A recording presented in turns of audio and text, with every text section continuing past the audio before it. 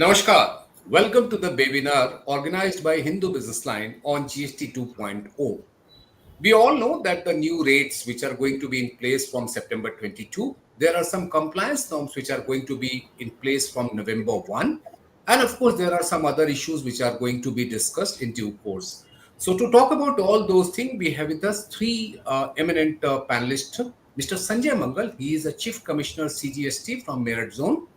Thank you, sir. Mr. Manoj Kumar Mishra, he is a partner with Grand Thornton Bharat. Welcome, Manoj. And we have with us Mr. M.S. Mani, he is partner with Deloitte India. So, gentlemen, we all know that change always brings a number of challenges. Whenever we talk about change, that means a lot of challenges. So, what I will do, I will request all of you to just give the opening perspective in 2 minutes. So, let me start with Mr. Mangal. Mr. Mangal. Yeah. Good morning, everybody. Thanks, Hindu Business Line, for inviting us and giving us a chance to interact with the audience.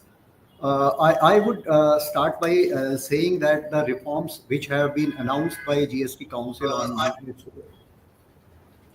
in its 56th meeting, they are transformational in nature, and they are the biggest reforms since 2017. And the aim of these reforms is to give a big boost to the economy of the country by increasing the consumption and by giving a very large relief to the common man, to the citizens, to the MSMEs, to small businesses and other businesses. So the intention of these reforms, by converting 4 slabs to 2 slabs and by reducing rates of most of the items which were there in slab of 12% and 28%. This aims to pass on these benefits to the consumers, ultimate consumers, so that there is a boost in demand, boost in consumption, and which will give further impetus to the supplies and growth of the industry. So the government, for ensuring that these benefits of rate cuts are passed on to the customers, government has not relied on any punitive measures at this stage, and government has relied on a trust-based administration, and it is expected that business will adhere to the government's trust and pass on the due benefits to the consumers. So that the intended benefit also comes to business because of increase in consumption. Okay. Mr. Mani? Thank you very much to Hindu Business Line and Shishirji to you. I would just add, I think Sanjay ji has said, everything which is, of transformational nature, and it is truly path-breaking. But if I don't use the various adjectives that we have been hearing for the last 2 weeks, and if I were to define it a little differently, I would say that first and foremost, right now, after these changes, GST has become a genuinely simple tax. So GST to me today, after 22nd September, stands for genuinely simple tax, because in one shot what we have done is doing away completely with any classification issue. Food products and others 5%, everything else 18, no 28, few automobiles 40. That's it. So to me, it is now a genuinely simple tax which has happened.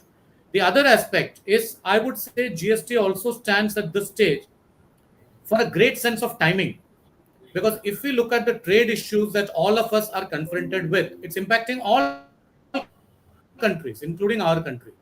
At this point of time, it is essential we move further along, make business more simple, and we also do it at a point of time where business needs boosters. So at a time when business needs boosters, coming up with a GST reform which is truly transformational, to me reflects a great sense of timing. Okay. Manoj, your opening remark? I completely agree with Mr. Mani and Mr. Sanjay Mangal. As my colleague would fondly say, that this is a commercial operation Sindoor launched by the government. So definitely, after a tariff, 50% tariff on Indian goods by US, uh, we were feeling that there is some sense of disappointment, and there was a low feeling within the trade community, and especially MSMEs. And with this, they tried to put in some kind of blood in the veins, and this will definitely give a boost to trade. It will be like feel good factor, what we call it, and it will definitely go in the long way.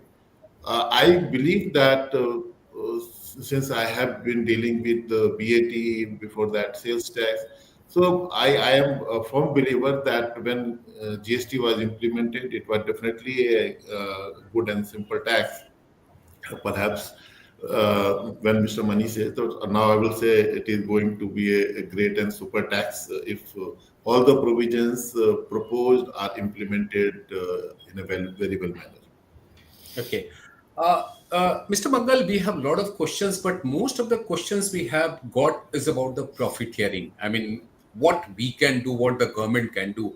And I will just read the first question for you, sir. Beside monitoring the price pre and post GST changes, what are the other measures which the government is adopting, planning to adopt to ensure that the benefit is passed on to the end consumer? You rightly mentioned about the trust factor, but there are something which people are not very sure or they have some doubt on that. So can you please clear that, sir? Mr. Sinha, as I mentioned, that government at initial stage has relied more on the trust and less on the punitive measures. The anti-profiteering provisions, which were suspended presently, they have not been re-invoked, and at this stage, and government is engaging with industries, government is engaging with ministries, concerned ministries. Chairman CBIC during last week held meeting with almost all the major sectors which are affected by these changes, along with their concerned ministries, and the emphasis was to sort out their transitional issues, if any, and simultaneously emphasize that the burden needs to be passed on to the benefit needs to be passed on to the consumers. Simultaneously, field formations have also been asked to monitor it closely, and concerned line ministries will also be monitoring and continuously engaging with the industry. So, the effort at this stage is that it should be done voluntarily by the industry, but maybe in future, like if trust reposed by the government is not reciprocated, government may think of reviving in anti-profiting provisions, because those provisions, only a notification was issued for not taking fresh applications. If that notification is revoked at any stage, then the anti-profiteering provisions will come into play again. But presently there is no such thinking. Okay. So just to inform our audience that the anti-profiteering provisions which were in place till 31st March 2025 and post April 1, on or after April 1, 2025, the decision is not to take any fresh case for investigation. And till that time, all the old cases are disposed, and the court, where the court instruction is there, the principal bench of GST will take up the matter. That's the position of anti-profiteering at this moment. But let me clarify here that no fresh case is to be taken from April 1, 2025. Am I right, Mangal sir? Yeah, this is the present position, and Okay. this prevails at this time. Yeah. Okay. Yeah, Mani sir, I mean, just imagine the situation is not passed on. Is there any legal provision? Okay, two aspects to that. One, I actually cannot visualize a situation where it is not passed on. I will certainly address the issue in terms of the legal provision, but I cannot visualize a situation where the benefits are not passed on to the ultimate consumer for two reasons. Reason number one is the fact that industry all across genuinely welcomes the efforts taken by the government to reduce tax rates to benefit the common man. And this is across a spectrum of industries. This is not restricted to one product, two products. It's not a tweak.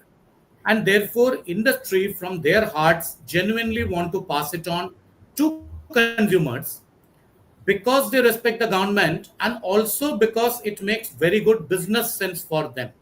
See, in Okay. virtually every industry today, we have so much of competition that if any player in the industry does not pass on the reduction, there will be somebody else who will gain market share. And in today's situation, all of us who deal with FMCG durables and all will know that losing market share is a nightmare. If somebody has to take a marginal hit on profitability, I'm sure they will be willing to take that without losing market share. Because once you lose market share, it's very, very difficult to regain market share.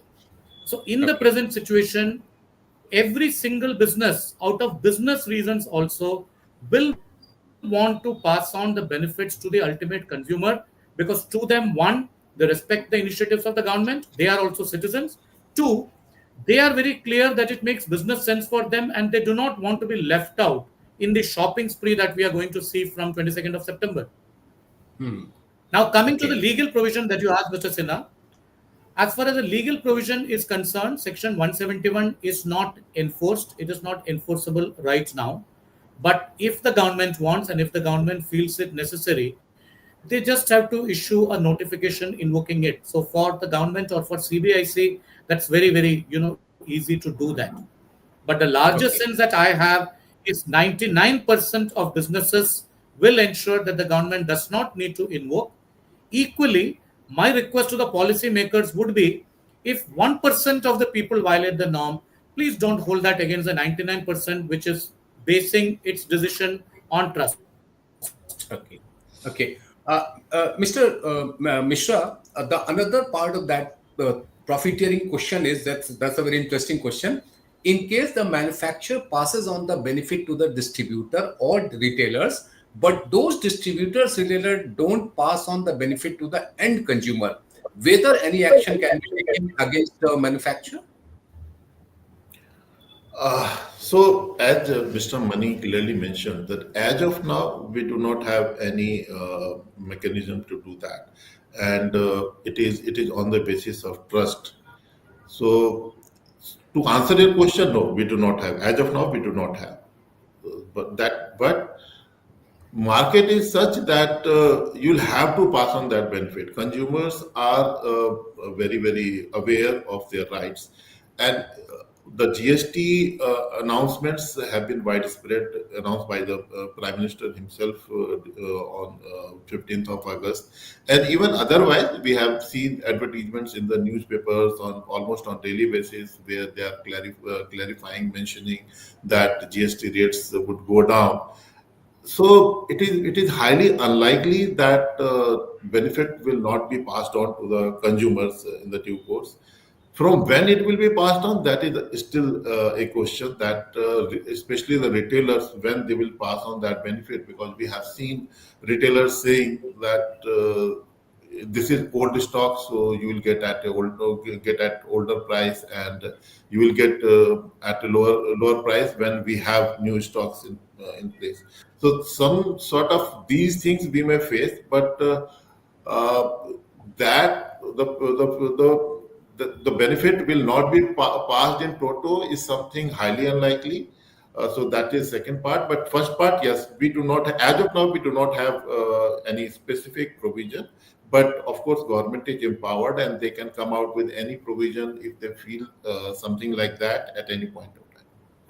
Okay, so Ministry of Consumer Affairs has come out with a circular about the unsold stock, and by 31st December 2025, in case of that MRP is pre-GST one, you just need to put up another that label there, but the MRP cannot be erased. That's a very clear thing in the Ministry of Consumer Affairs thing, and they also have to give advertisement, which is why we are seeing some advertisement by FMCG companies in various newspaper. Mr. Mangal, I have another question which I have got that some of the sectors have already raised the prices just before the GST Council meeting. I'm not going to name any sector, but at least two sectors, and you must be aware about that. So, in that situation, the net gain, I mean, of course, the consumer will say, okay, what is the gain? But the net gain will be either negative or zero. How you are going to deal with this situation?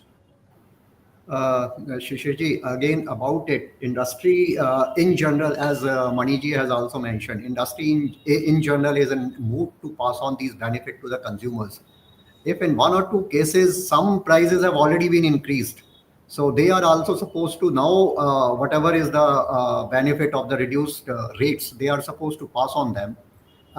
There are some apprehensions in mind of some people that that industry is going to reduce the prices very shortly, and after some time they, on some excuse of increase in input cost or some reason, they will again increase the price. So in that respect, industry will have to be very cautious, as the mood right now, and everybody is aware, consumers are aware.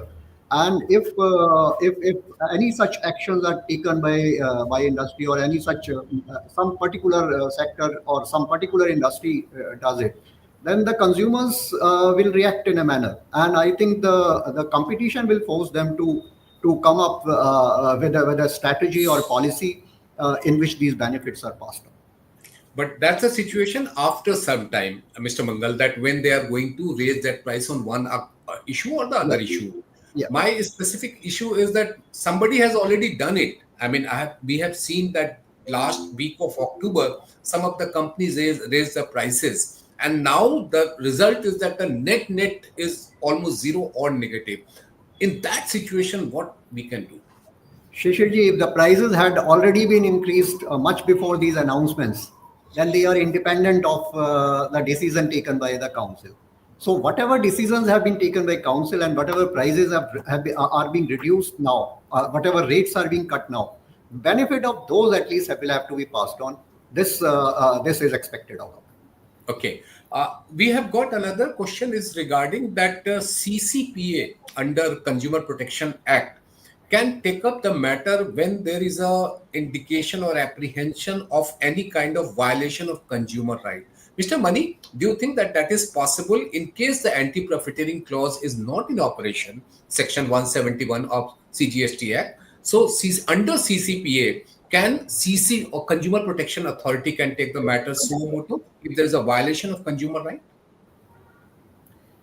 Yes, they can certainly take it up. I have no doubts on the fact that there will be some matters. It may be very, very few, it may be minuscule, but they will be taken up by CCPA, because CCPA as a body is empowered to take up any matter involving consumer rights. And to my mind, CCPA is actually the right body or right forum to take up this matter. Because look, if we are talking of pricing of products, or the market pricing of products, or the price at which these are available to the consumer, my belief is that this is not something which a tax authority should be getting involved with. This is a function of consumer protection, because we have got a very good Consumer Protection Act. We have got authorities to deal with it. So across product categories, across industries, we have got great level of competition. We have a lot of startups who are getting into each industry. We have a lot of overseas funding that is coming in. We have got various PLI schemes which are now making people manufacture more in India to sell in India. Combination of all of this will lead to a situation where if there is a GST rate cut and one business or one manufacturer does not pass it on, or as you said earlier, raises the price before and then makes a show of passing on, it will be very, very temporary, because very soon market forces will take over. Because bear in mind, in a country like ours, it is the market forces which have to determine the pricing.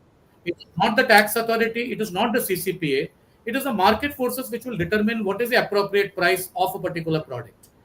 That is the only test that people will have to fulfill. But there would be a few cases where someone tries to make a quick buck out of it. In those cases, I'm very sure CCPA will intervene either soon or on the basis of a complaint, and they will take the investigation to its logical conclusion. Okay. Another issue is, Manoj, is about the compensation cess holding up. I think after automobile dealers, edited beverages where we have 28 plus 12% cess, there the distributor are also talking about that they will be having some problem in having the compensation cess on their book on or before 21st September, the goods which they have received that. Is there any solution for that? Then I will come to Mr. Mangal to find the solution for that. So as of now, the only solution would be that either they are able to sell or dispose of all the stocks before 22nd, or the government should grant them some refund. Otherwise, it is a huge problem for aerated drinks and the cars, and that's why you would have seen that many of the car companies have already allowed announced the huge discount. They say that why to wait for 22nd? You buy it from like we are allowing discount from today itself. But the problem, especially in North India, is that during these days, people would hardly buy white goods, especially the cars. So yes, it is a big challenge that as of now, until unless government come out with certain schemes, uh, we do not find any solution to that. To be honest. Mr. Mangal, do we have any solution?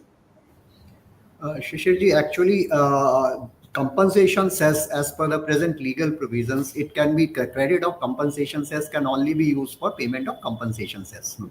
And this compensation cess was only for a limited period. It was intended initially for 5 years only, but later on it was extended for payment of loans and interest thereof. So industry knew from the beginning that this compensation cess is going to end on a particular day. So whenever this compensation says is getting over and no more leviable, at that stage, whatever is the credit, it will just be lying there and it cannot be utilized. So the position has not changed after this council meeting. And as per my understanding, no new legal provision has come into play which can allow either cross utilization of compensation cess for payment of CGST, SGST, or as IGST, or for any provision for refund of such unutilized compensation cess. Because refund of unutilized credit presently is allowed only in two situations: one in case of exports and second in case of inverted structure. So this is the present position. But as Mr. Mishra has told, that industry is devising its own ways. Some automobile companies have already given discounts so that they can clear off the stock before 22nd and can utilize their credit of compensation cess. In case of aerated water, I think the problem should not be that huge, because aerated water are very fast moving products, and they are the issue of building up of stock of the pre GST pre rate change products will not should not be very high. Yeah, because this year the problem is that the temperature again started rising, and on the eve of Pujo, they are also stocking up. So that is one issue which some people are highlighting to us. Okay, another issue is about that in case of tobacco. Mr. Mangal, is question for you. Since the compensation is continued on the tobacco till the date the entire principal and the interest is paid out of the back-to-back loan, so tobacco industry will continue to have the same situation? Yeah, they are going to have the same rate structure as at present till the time this whole compensation says loan amount So as they well can as offset interest that, sir? amount. I mean, sorry, I'm just interfering, Yeah, sir. They can offset there?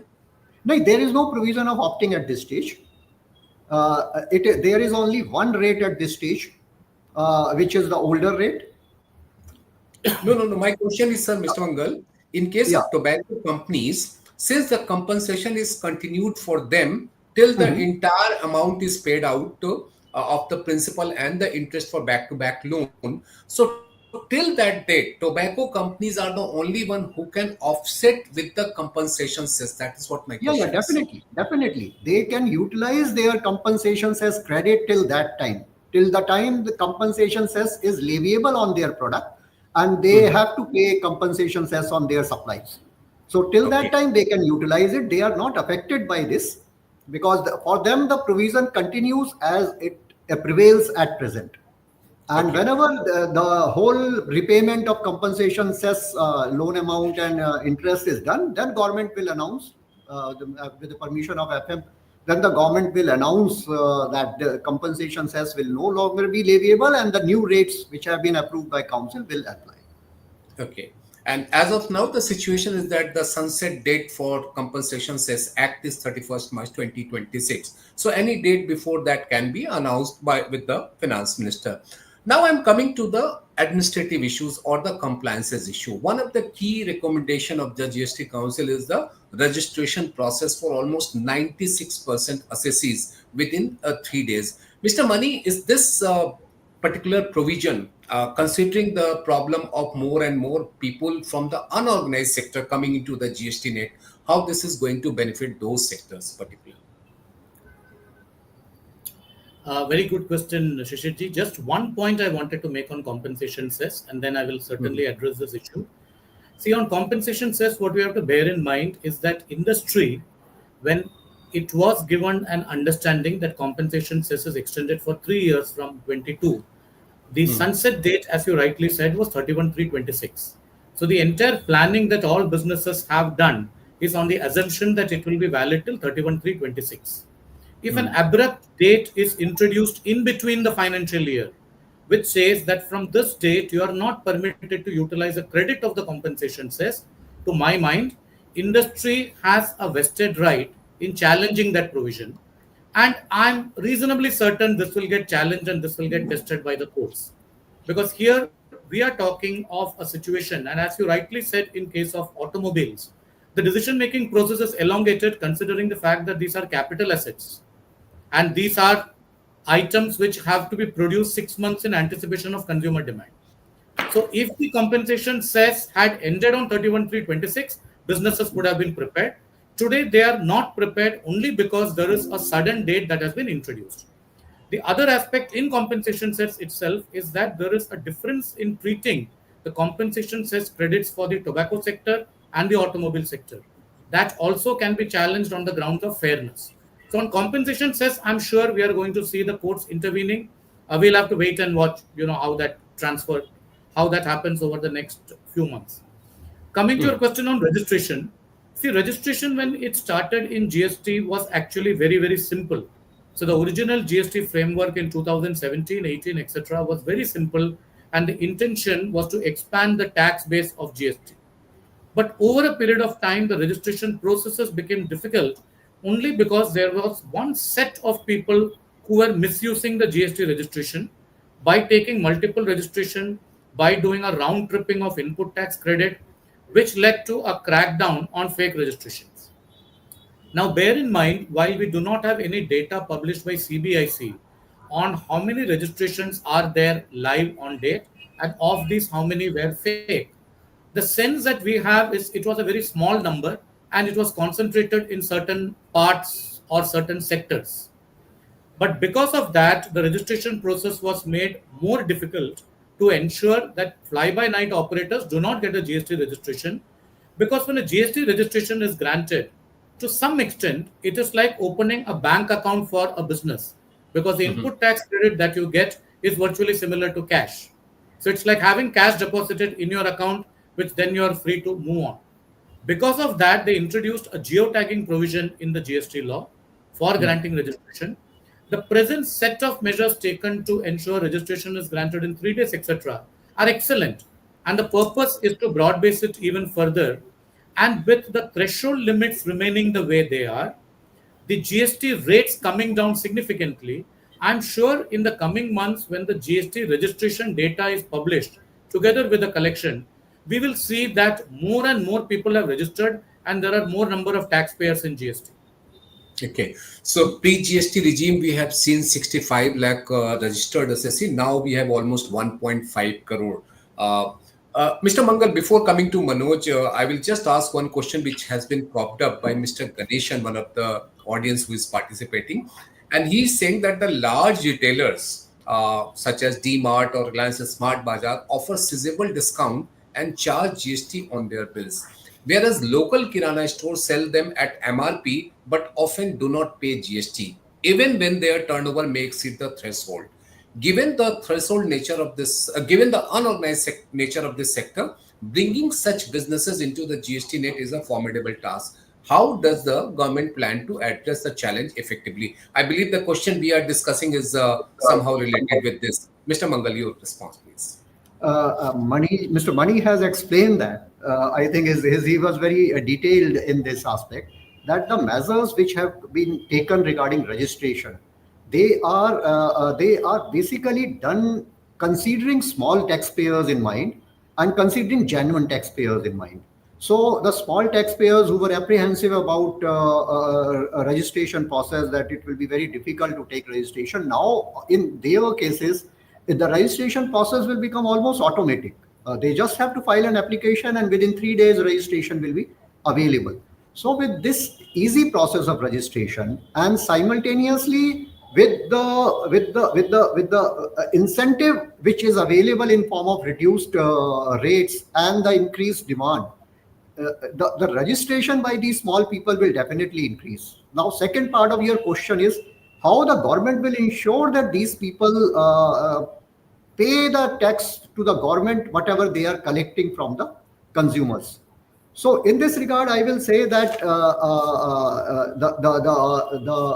any registered person, he will be required to file his return, and his inputs and outputs now with detailed data analytics. A lot of data inputs are available with the government, which is regarding inputs.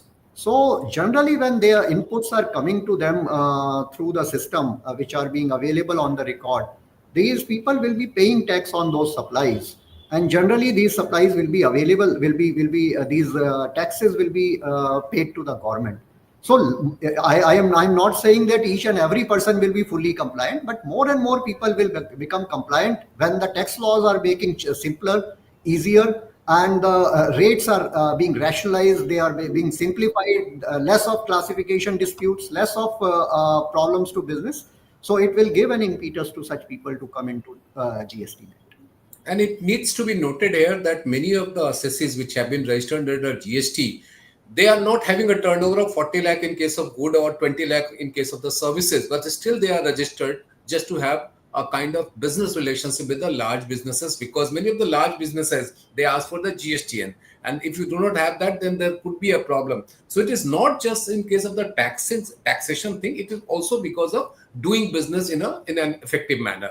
We have got another question, Mr. Mishra. That question says, it is from Mr. Vijay Adhikari, and it says that what happened the government to make a sea change in GST tax superstructure? And of course, this question has been answered many times, but since this question has come, so Mr. Mishra, your response, please. So just to he wanted to understand the kind of changes which has taken place under GST 2.0, right? If this is the question. Yeah, what prompted the government to make a sea change in GST tax superstructures? He has used the word superstructure. Superstructure. Okay. So just to begin with, since I was part of various committees while implementation of GST, we like this was the GST we foresee that this was the GST we wanted to implement since beginning. However, when it was implemented, there were apprehension about revenues. We were at that point of time, average revenue was around 27%, 12.5% central excise, and 13% VAT. So it was somewhere around 27%, and which we brought down to 18%. Of course, there were some tax jugglery services to states and so on.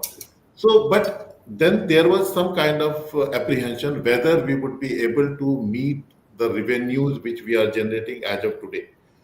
And that's why we brought in compensation cess to ensure, to give confidence to the states that in case something goes wrong, we will be making that your loss good. And we had seen some bad period during the COVID when business was almost nil, and the central government make all entire loss good, and for that they have to take the loan, and that's why compensation cess is going on. However, since our economy was doing very good, we had last quarter was around 8% growth, and on an average, there's a GST collection of around 2 lakh crore per month. So on an average basis, so obviously, they were in a best position where they could have launched these like the changes in the GST which they always wanted to. Apart from that, definitely there was some negative sentiments because of that tariff, and that again prompted them, perhaps would have prompted the government to bring changes at this point of time, and what could be the better timing than giving all the benefits, all tax benefits during the festive season, one of the biggest festive season for the India, that is Diwali. So I think these all would have prompted the government to give it for these changes, see changes in the GST. Okay. Mr. Mangal, one question is about that compliance issue and administrative issue. This question is from Mr. Sohan, and it says that as administrative ease was a major issue. After these reforms, how is it being addressed? Mr. Mangal, please. Shishirji, as earlier we had discussed, Mr. Mani has also told, there are two or three aspects of administrative ease which are there. One is you are able to take registration very easily. Second is wherever refund is applicable, you get refund in time and in a very without any hassles. And a third becomes that there are less disputes. You are not harassed, or unnecessary demands are not raised because of the legal interpretation. So I feel that all these three aspects have been tackled by these reforms which have been given by GST Council in this meeting.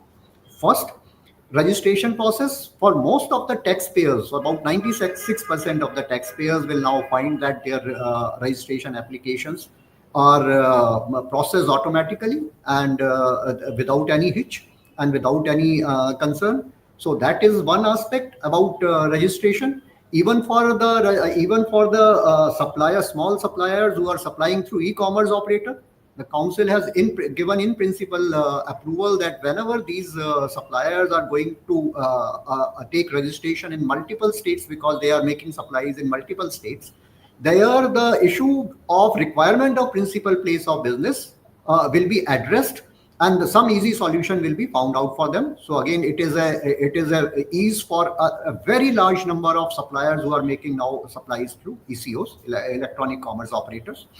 Third, I will say the second part is the refund part.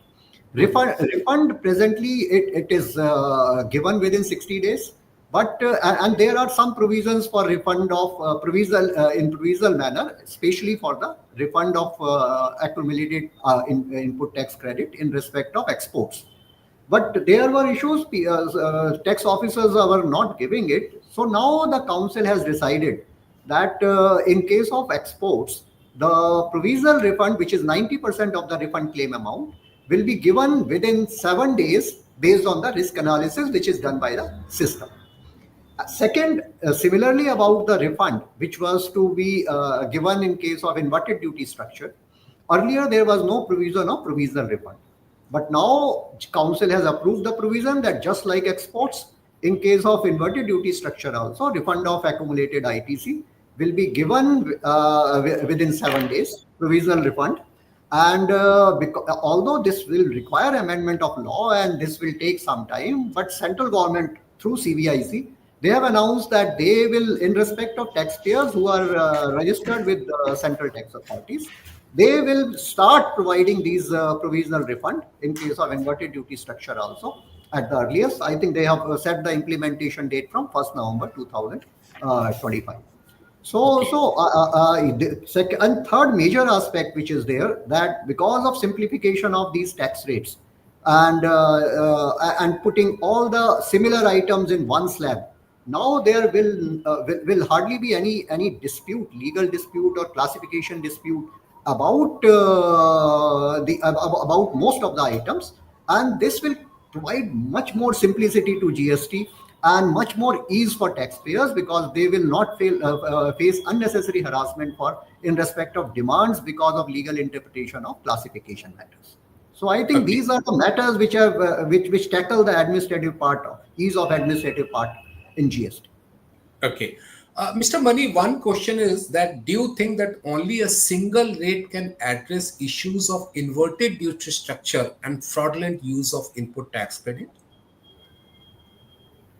See, a single rate is virtually impossible in any GST system of the world, considering the size and nature of our economy. In all the advanced economies that we have and on which we have modeled our GST, We can look at EU, we can look at Canada, which have got similar. We should not be looking at countries which are very, very small, one city countries, and compare ourselves with them to say they have a single rate. Why don't we have a single rate?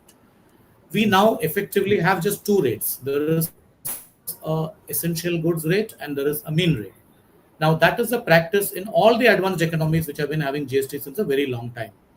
On inverted duty structure, what we have to bear in mind is there will be a few cases in any situation, however perfect we make the classification and the legal provisions. And this is because of two reasons. One, goods essentially keep evolving over a period of time because of technology, because of consumer preferences. For instance, till 10 years or 15 years back, we did not have too much of textiles which were termed as technical textiles. Now, technical textiles are very big within the country. It's also a big part of India's export basket also. So when you have new products that come into existence, the raw materials which go into that product, what is the rate at which they are taxed, and therefore how is the product to be taxed? Does it lead to an inverted duty structure? This is an issue on which at any point of time the GST law may be playing a bit of a catch up.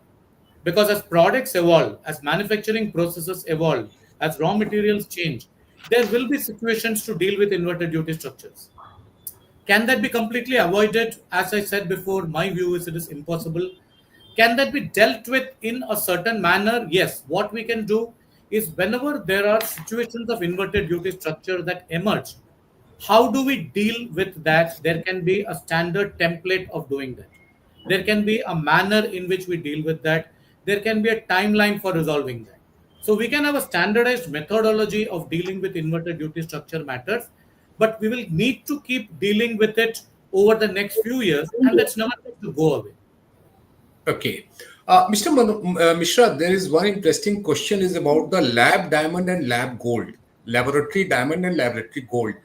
Since at present we have 3% GST on gold and silver and platinum and 0.2% 25% on the unpolished diamond. So in that situation, lab diamond and lab gold and silver, lab gold, what could be the rate?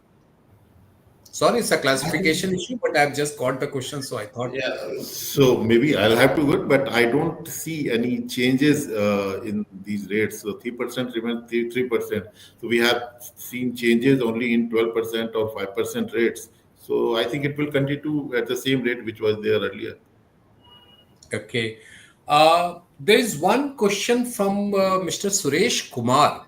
Mr. Mangal, I think is not directly related with the overall GST administration, but they are saying, he is asking that how much impact the GST implication will have on GDP, and will it also play impact of CAD and self-reliance? Mr. Mangal or Mr. Mani, anyone who would like to talk on that? Yeah. I would respond in this regard. Yeah. That, as I have mentioned earlier, that these reforms in form of rate cuts and simplification, they are aimed for the common citizen, so that the benefit is available to him in case of in form of reduced prices, and as you know, it will increase the disposable income in the hands of consumers. So when the disposable income in the hands of consumers is going to increase, they will be in a position to buy more products. They will be able to position in a position to buy those products which are in nature of aspirational goods, which they were not able to purchase earlier. So these measures are going to lead to more demand of the products, not only of the common use item, but also of the aspirational goods and higher priced goods, and which ultimately will lead to increase in supply by the industry. So when this is going to happen, it is a cycle that more and more investment will be done in industry, and so there will be a very positive effect on the economy in terms of GDP or economic growth.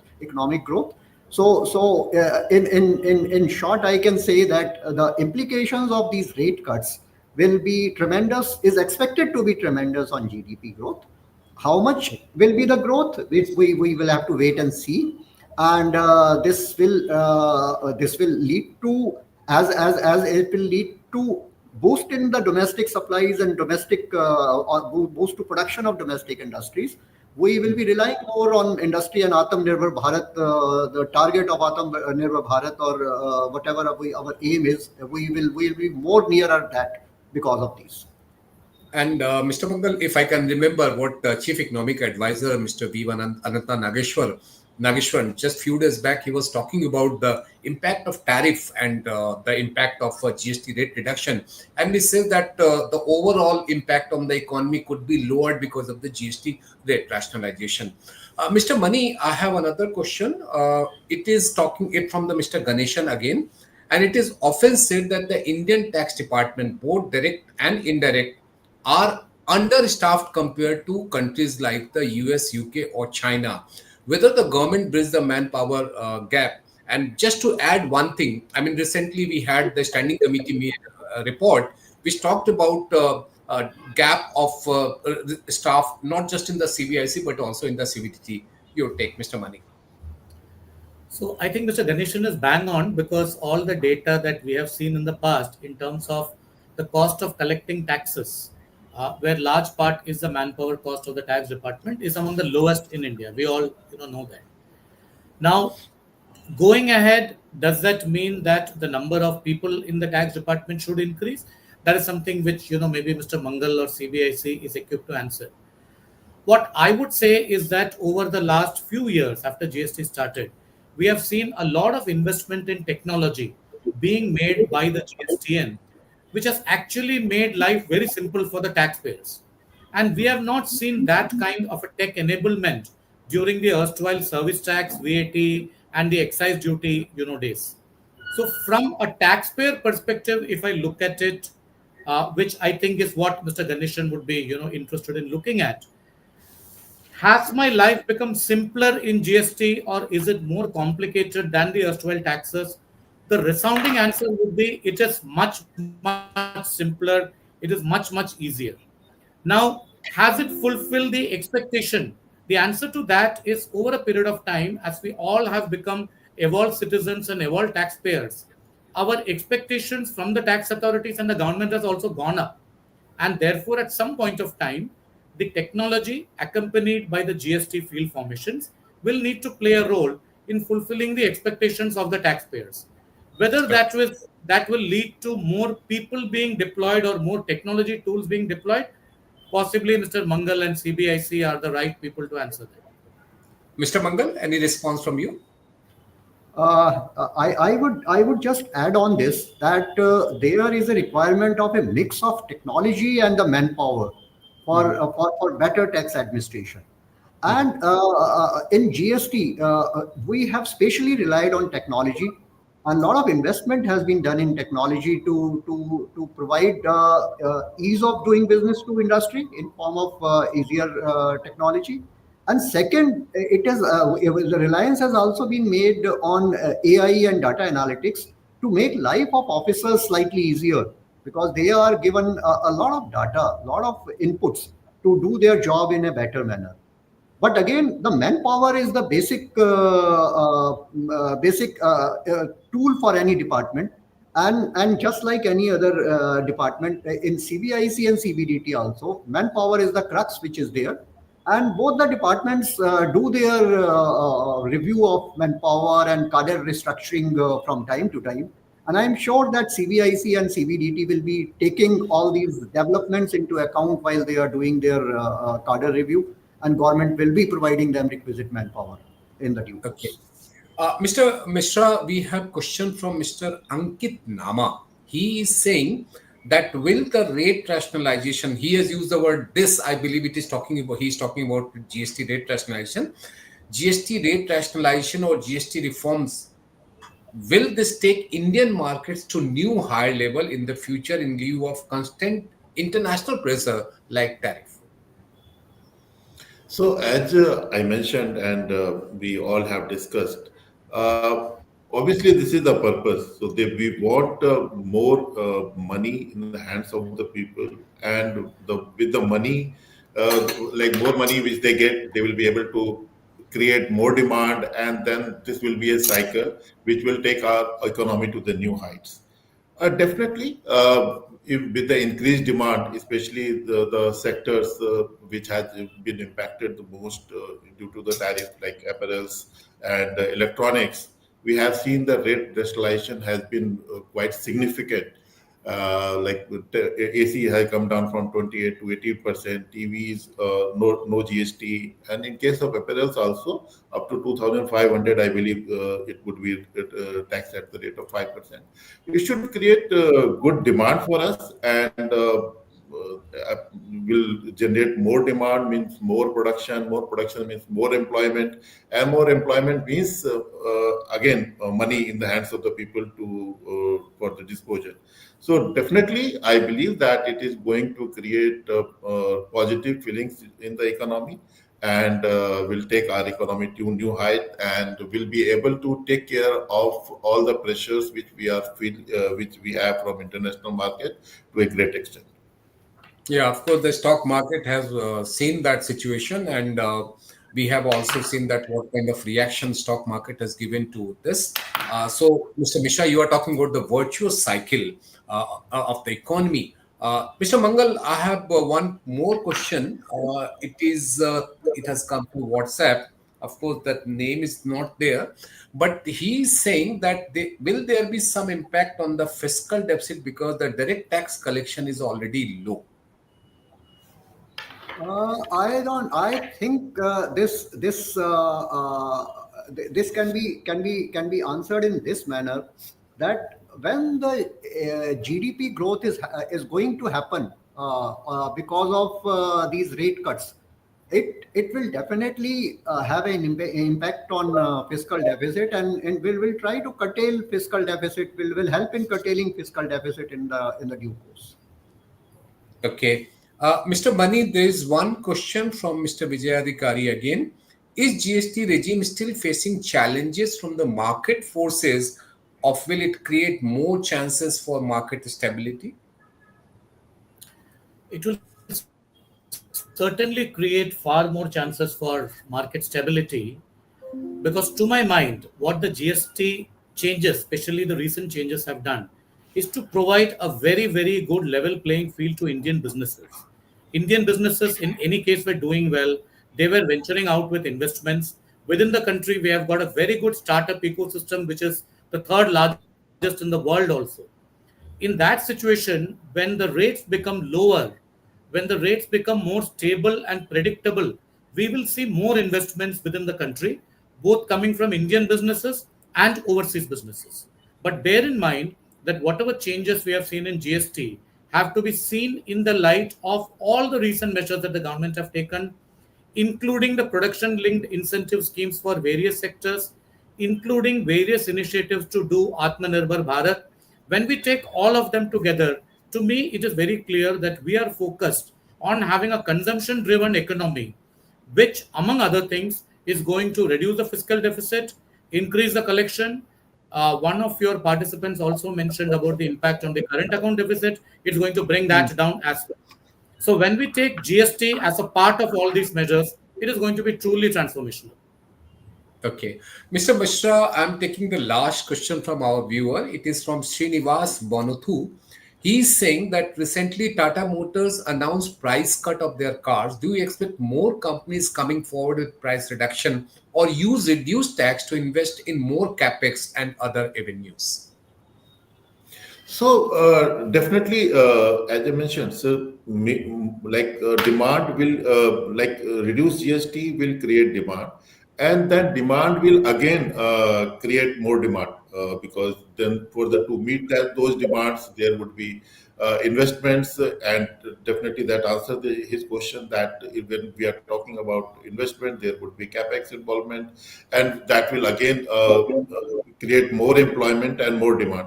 So this is a circle which will go on, and definitely when we have to meet demands, we have to have more investment and requirement for capex as well. And we should not forget that the center has already provided 11.21 lakh crore rupees as the capital expenditure. And there is always an issue of whether the private sector are coming forward or not. this could provide an opportunity for the private sector to come and put in money in the big way. So now at the fag end, I will request all of three of you to give the concluding remarks. I will start with Mr. Mangal. I would like to conclude that with the observations that this provides a very big opportunity to industry, and it is not a question whether the industry should take benefit of this opportunity or not. There is no option to them, because because of competitiveness. If they do not reduce the price, do not take benefit of those increased consumption and increased demand, then they will lose the opportunity. So I will say that industry should grab this opportunity with full hands, and they should contribute in reducing the prices, increasing, boosting the consumption, and further, which will help them ultimately, because it will increase their turnover, it will increase their profits, and it will help them in making further investments. Okay, Thank Mr. you. Mani. Look, I would say that with the recent changes today, the GST system that we have in our country is truly world class. And this I'm saying with a whole lot of conviction, because I have seen the sales tax and the VAT and the excise and the service tax days, the initial days of GST where tech was a challenge, etc. So after this change, we now truly have a world-class system of indirect taxes in the world, which we should all be very proud of. The technology platform in GSTN is also working in an excellent manner. And therefore, when you have a good combination of good tax law accompanied by a very good technology backbone, industry should go ahead, invest, create more jobs, introduce more products, work more on technology, and make it a world class economy. Okay, Mr. Mishra. I agree with Mr. Mangal and Mr. Mani. However, I would say that while implementation, we have good intention, everything is perfectly fine, we have a fantastic platform, but we should ensure that it is implemented in a well manner. First of all, we'll have the moment we get into new tax regime, we'll face issues like inverted duty structure. So the refund mechanism has to be robust and should be applied in the spirit it has been announced. Second, definitely they should find some solution to the regarding compensations, because that entire stock would be dissolved during the festive season, and it should not turn out to be costlier than it used to be earlier. And third one is that when we talk about some cases where GST rates have been made zero, like insurance sector, there they should ensure that proper benefits are being passed on to the consumer. And in the case of loss of revenue, loss of GST credit, it should not be the case that we should end up paying the same premium or the more which we used to pay earlier. So with this, I think we have entered into a very great era, and let's hope it will be definitely a great and fabulous tax. Mr. Mangal, Mr. Mani, Mr. Mishra, thank you very much for giving your valuable time. And we hope and we are very, very optimistic about this particular tax regime. Thank you very much, all the audience who have participated in this discussion. With this, we conclude this webinar. My name is Shishir Sinha. I work as an associate editor with the Hindu Business Line. Thank you very much. Namaskar. Thank you. Thank you. Thank you.